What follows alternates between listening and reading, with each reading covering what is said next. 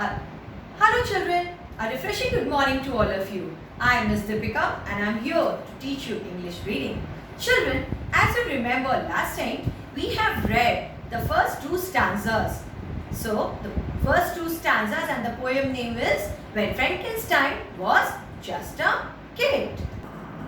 In the first two stanzas, we spoke about Frankenstein. He was just a kid and who liked to eat green vegetables. Such as spinach, salads, peas, asparagus, etc. But when he ate these vegetables and also lima bean, the result was that his skin became completely green. So he enjoyed chives, chards, Brussels sprouts and peppers. But one day he ate some beans and after that his skin changed completely into green. And you know children, he stayed that way and people were frightened of him. As I told you, folk means people. So people were frightened of him. So now, before I start reading the poem, I make you understand the meaning of some vegetables. Children, you can see here, I have written some vegetables name with their meanings. You can see the name of these vegetables in your poem. My first word is asparagus, means a long thick green vegetables pointed at one side. Means this green vegetables pointed at one side. Second is lima bean. Lima bean, a round flat light green bean that grows in America. This vegetables grows in America. Chives, a long thin green leaves of a plant with purple flowers. Means chives is a long thin green leaves and in that plant along with the purple leaf. This chives you can use as a garnish. You can use this plant to garnish the food. Chard, a vegetable with large leaves. And the last, sprout, some green vegetables. Sprout means some green vegetables. So now children, we came to the next two stanza about Frankenstein. So I am going to read it now. I'm going to read the third stanza. Poor Frankenstein, his tale is sad, but things need not have been so bad. It's fair to say if only he had eaten much less cereally, avoided cabbage, ate no kale, why then we did have a different tale. So mom and dad, I'm here to say, please take these vegetables away, or my fate could be just as grim. Yes, I could end up green like him. So mom and dad, before we dine, please give a thought to Frankenstein. Once again, I am going to repeat the poem, children. Poor Frankenstein, his tale is sad, but things need not have been so bad. It's fair to say, if only he had eaten much less cereally, avoided cabbage, ate no kale, why then we did have a different tale. So mom and dad, I'm here to say, please take these vegetables away, or my fate could be just as grim. Yes, I could end up green like him. So mom and dad, before we dine, please give a thought to Frankenstein. Now, in this third stanza, we came to know that the poet tells about Frankenstein, whose story is so sad. Grim means so sad, because it would not have been that bad if only he had not eaten green vegetables.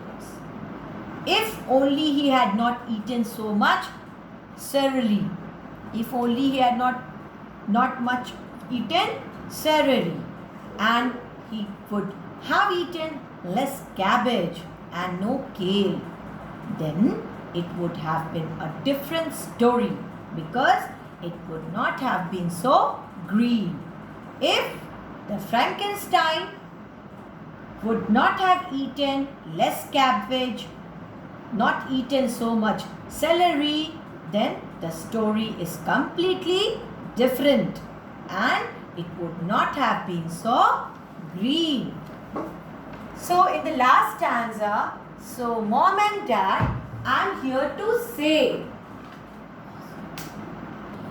So children, in the last stanza, so mom and dad, I'm here to say, means the poets tell his mom and dad that he wants to say. He wants to say, please take these vegetables away. Means the poet tells his mom and dad that he wants to say, to ask his parents not to give him vegetables. Not to give him vegetables, or my fate could be just as grim. His parents not to give him vegetables to eat, otherwise he felt his future as bad as Frankenstein. He felt his future as bad as Frankenstein's. He means that he would also turn green like him. He will also turn green like him.